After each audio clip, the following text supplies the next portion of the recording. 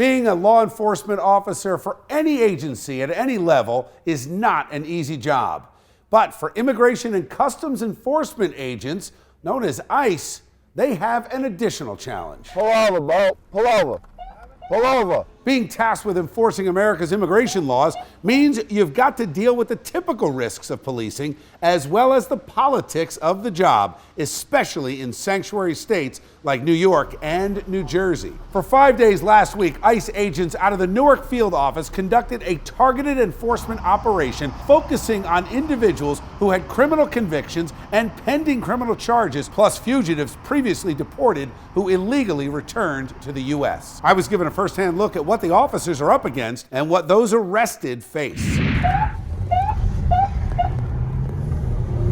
The first target was a man here illegally who had a domestic violence conviction. We waited outside the home where the suspect was reportedly staying. I believe he got into this white van behind me. It's taking off now. Agents were not able to identify him right away, so they pulled the van over. Ken Gianallo, head of fugitive operations for Newark's team, questioned people inside and learned the suspect they were looking for had left several months ago. What's your name, sir? Juan. What apartment did you come out of? What house? Usted sabe una persona se llama Ivan? Nada. No. ¿De qué países son? Honduras. Yeah, bro, I know that. I can tell that, man. I can tell that. Gracias. Yo, bro. Thanks for it. All right? All right, man. You have a good day, all right? That's it, baby. All right? Gianallo explained to us why they didn't apprehend anyone in the van. Can we have checked the whole van, the young guys, to see maybe they're not here legally? Yeah, sure, because they told me they were from Honduras. So I had probable cause at that time. But, you know, there's strategies that we have to use when we're doing this job in order to get the maximum information possible to find our targets. Next up, a man who was in violation of his green card because of a drug trafficking conviction. At the Fuel 1, I'm doing a vehicle stop on Wade Sky. He's actually a Jamaican national. He has a green card in the United States. But unfortunately, a couple of years ago, he was caught trafficking cocaine through Jamaica. And then we just recently caught up with this fact and got the documentation from Jamaica. As a green card holder, you still have to abide by the Immigration Nationality Act. And if you commit felonies, you can lose your green card and be removed from the United States. He was arrested, and although his companion in the car was suspected of also being illegal, ICE agents allowed her to leave. Again, the target was the convicted criminal. He's going to be taken back to the office. You can make the phone calls. He'll make phone calls. But in the interim, you need to get a hold of an immigration attorney.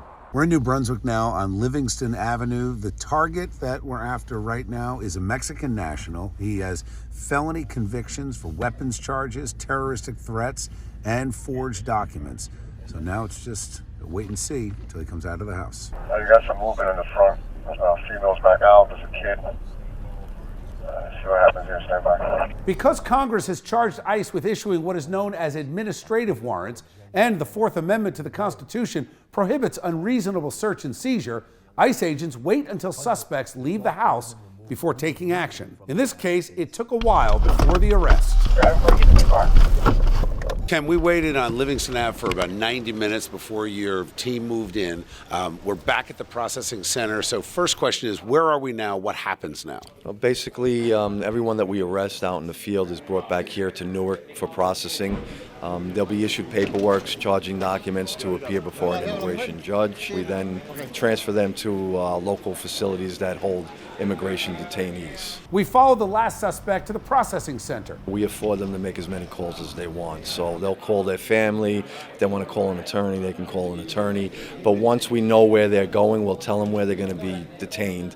They're able to give that information to the family, and then the family can contact the facility to get when the visitation hours are. Throughout this latest targeted enforcement operation, ICE agents made 115 arrests.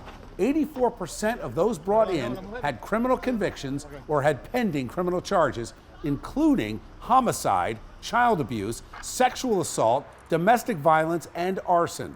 The other 16% were fugitives who had been deported and then came back into the country illegally. What about the victim?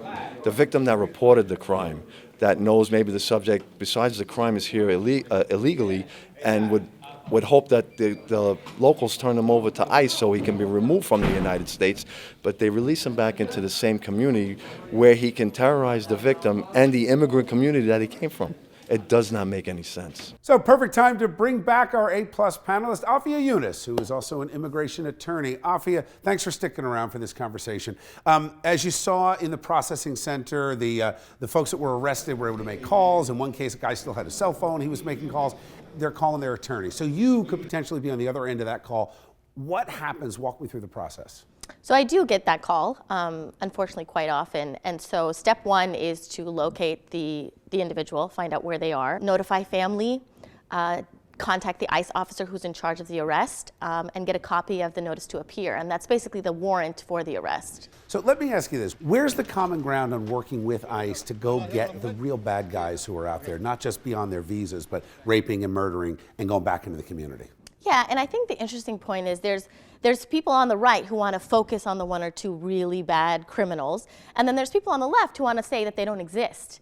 And I think there's people like me who live in the system see that there's both, and we need some type of reform that will address both. And there's certain people who are just charged with crimes, and ICE will still go after them. We have 1 million cases backlogging the immigration court system. And so the important thing is, how do we work together in focusing on those who really do have convictions? With the goal of keeping the community safe. Absolutely. So we're finding common ground. See that, Afia? I knew we would. Thanks.